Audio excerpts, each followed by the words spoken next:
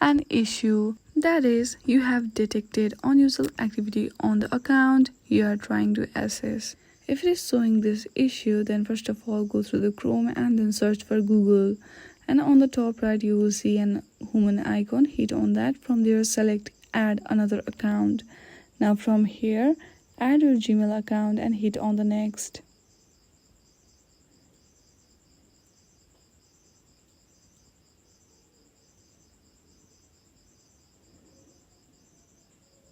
Now on the password, hit on the forgot password and then select I don't have my phone.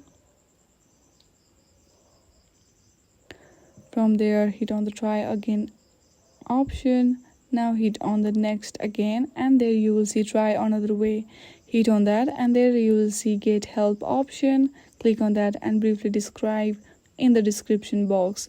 In this way you can solve this issue. I hope you like this video. If you like this video, then please do not forget to like and subscribe to our channel. Thank you for watching.